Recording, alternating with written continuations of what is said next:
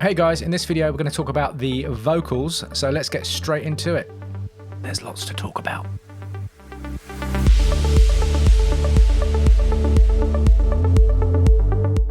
Okay, there's a few things that I need to say about vocals before we even look at what we've done with them.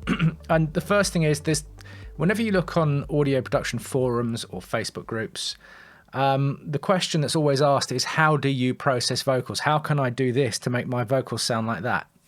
And 90% of a good vocal, even in a mix, is how it's recorded. And I'm not exaggerating, it is all in the recording. To get a good vocalist with a good vocal technique is gold. And that's what we've got here.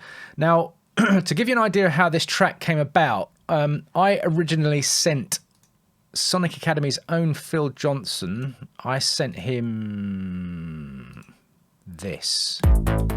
No, I sent him, yeah, pretty much that.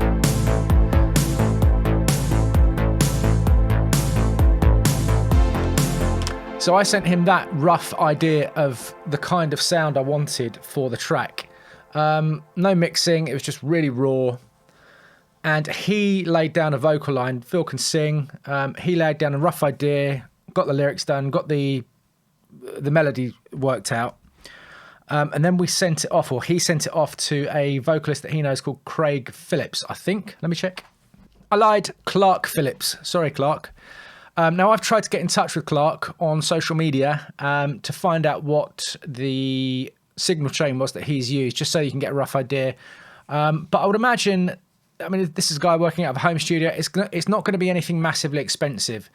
Like I said, it's 90% knowing what you are doing, knowing where to put your face up to the microphone, knowing which microphone suits your voice. Even the most basic audio interfaces these days, you can get a really good sound out of, as long as you know what you're doing with the mic and with your room.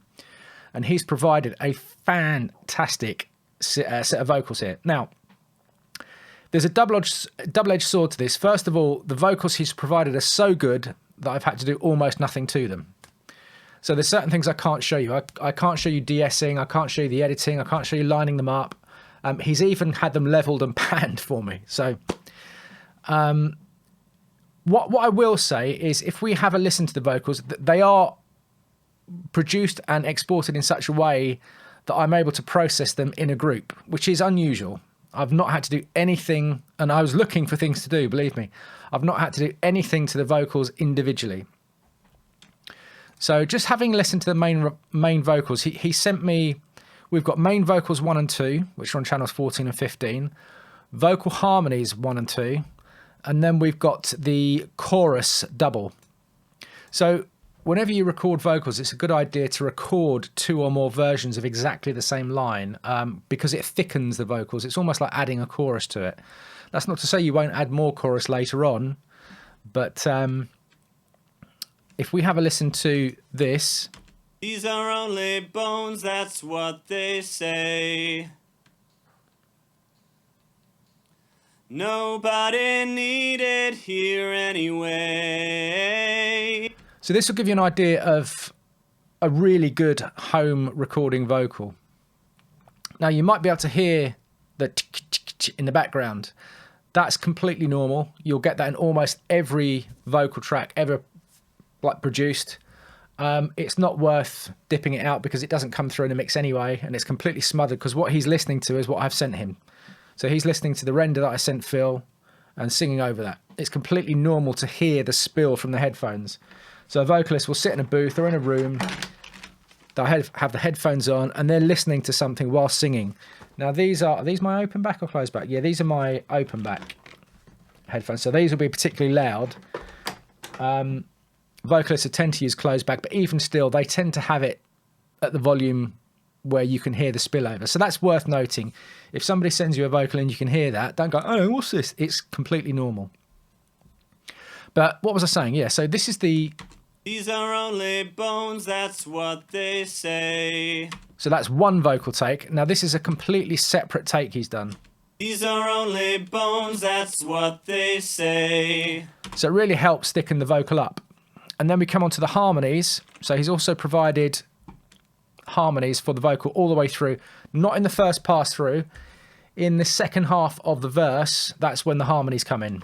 When we go to the other side, upload your mind for a brand new life. So he's actually sent everything leveled as well, to the point where he thinks, right, my harmonies should be at this volume, and he's panned them. So there's certain things I've not had to do, which is brilliant, and also you won't have to do it when you get the project file. But it does mean that these things, I can't show you these things because I haven't had to do anything. You can actually see I've put some EQ on some of the channels as well, but I just didn't need to do anything for what he sent me. And then the last thing we've got is the chorus doubles. So let me just solo these.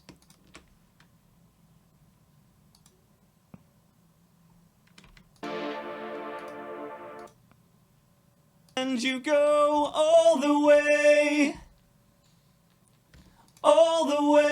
around the sun and back again.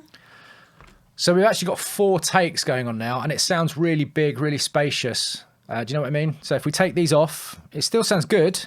Go all the way. But when I bring these in, All the way around the sun and back again. and if you have a look on the fader channels here, he's actually got them panned. He's recorded them panned as well.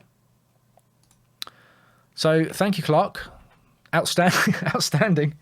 You've left me with not a lot to do, but that's fine. That's fine. If you get a good sample, a good vocal recording, they should all be like this. But more often than not, if you're using a vocalist online, they won't be this good. This is as good as a good sample pack. So great. So what I've done is I've lined them up. We've got them all in the right place. We'll have a look at the ad-libs in a minute. But I've run them all through one group. So if we have a look at the group, let me just solo this. When we go to the other side, upload your mind for a brand new life. Very dry vocals. So the vocal group, what have I done? I've put an EQ8 on there anyway. Let's bring these in one at a time. Oh, chorus was already off.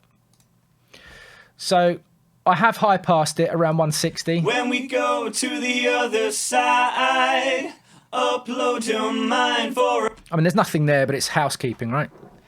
And then I've added a saturator. Now, I don't want the vocals to be distorted. I don't want them to be, I don't really want to hear it, but I just want this little bit of like spice or spark. When we go to the other side, upload your mind for a brand new life. It's kind of like the vocals were slightly dull, but the saturator just lifts them a little bit. And there's no specific settings for this. Just do what works. Remember, I'm saturating the entire group as well. So what I've done to the group of vocals will probably be different to what you'd do from a single or a doubled vocal.